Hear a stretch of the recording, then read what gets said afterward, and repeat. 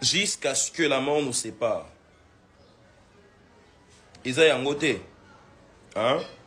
V à mariage. C'est ça le V du mariage, n'est-ce pas? Jusqu'à ce que la mort nous sépare. Et dites-nous, s'il vous plaît, hein?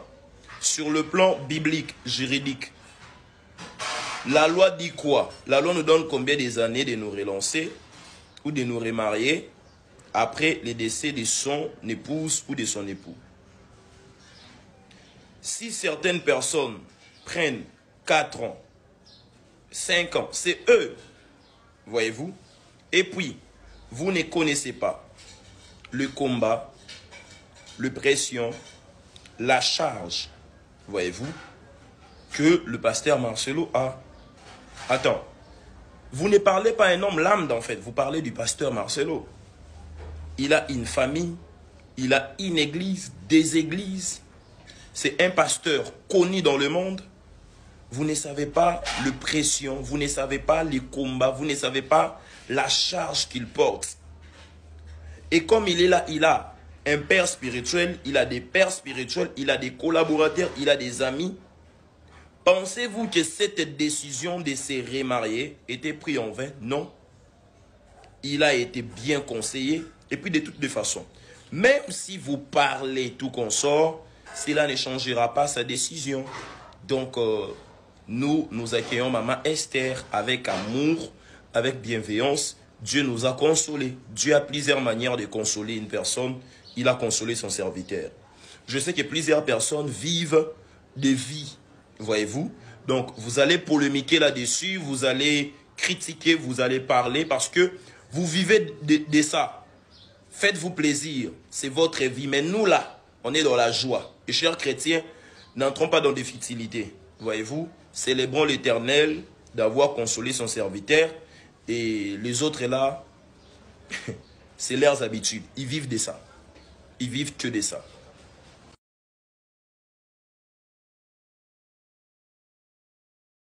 Dit de les communiquer en public pour que le monde le garde. Je vois son serviteur Marcelo Tonassi au sommet d'un arbre. Cet arbre-là est plus grand que le baobab. Le Seigneur me dit, il va garder son serviteur sain et sauf.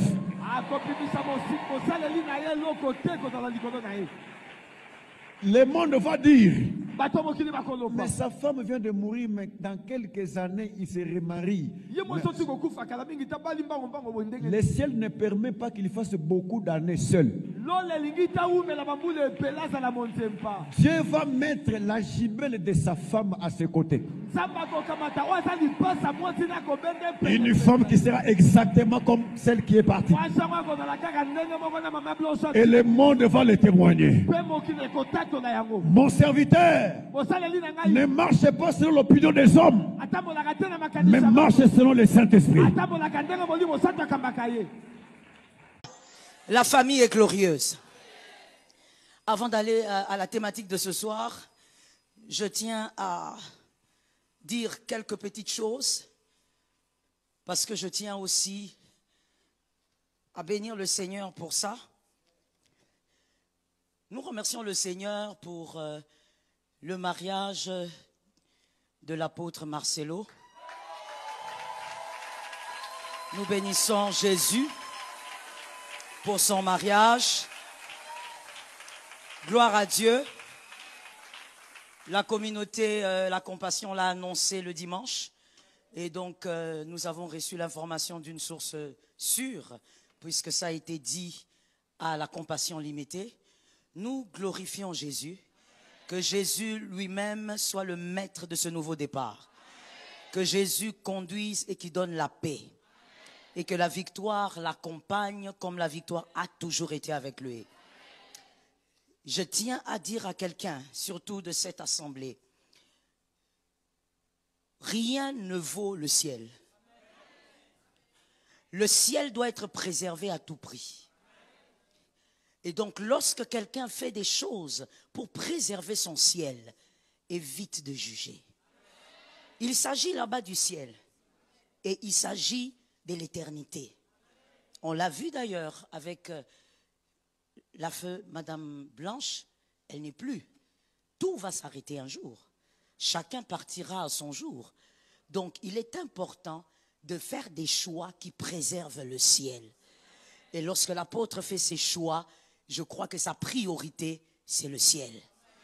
Et il faut soutenir dans la prière que Dieu soit avec lui. Et j'aimerais dire à quelqu'un qui aussi, certainement dans cette salle, se sont offusqués d'une manière ou d'une autre par cette nouvelle, c'est que le deuil de Maman Blanche soit court ou long, ça ne change rien à ce qu'elle a été. Ça ne change rien à l'histoire qu'elle a vécue. Que le deuil de Maman Blanche prenne 2 jours, ou 4 ans, ou 10 ans, ou 30 minutes, ça ne change rien au fait qu'elle a été une ascète. Elle a été une étoile majeure. Et cela ne changera rien à son histoire. Et nous bénissons Jésus pour la suite. Que Jésus soit glorifié.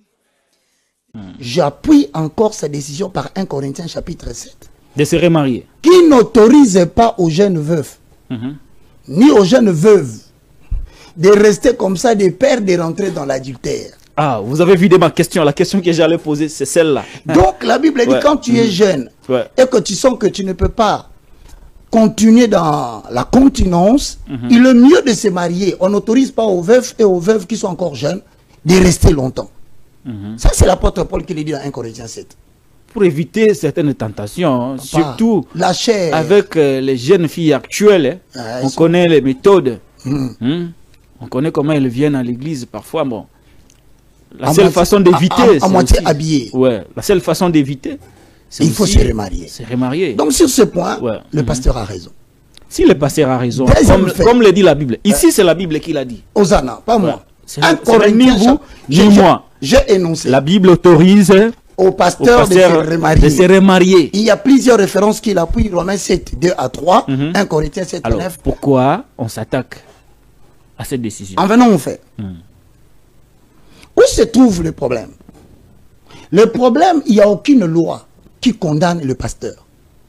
Soyons-en vraiment clairs. Et je dis à toute l'opinion d'éviter de faire le buzz autour d'une personne que vous suivez tout simplement parce que vous allez faire des vues. Et que votre mission serait regardée. Nous interdisons ces comportements des youtubeurs qui savent que cet homme, si je parle de lui, en tout et pour tout, quand viendra le Seigneur Jésus-Christ, tout homme, youtubeur, TikTok, Facebook, il rendra compte de tout acte qu'il aura posé. Peut-être quand vous faites ça, vous ne savez pas que vous allez comparaître un jour en jugement. Donc je vous interdis de spéculer sur les serviteurs de Dieu parce que vous serez jugé en fonction de ce que vous dites pour avoir les vues. Je ferme la parenthèse. Ouais. Maintenant,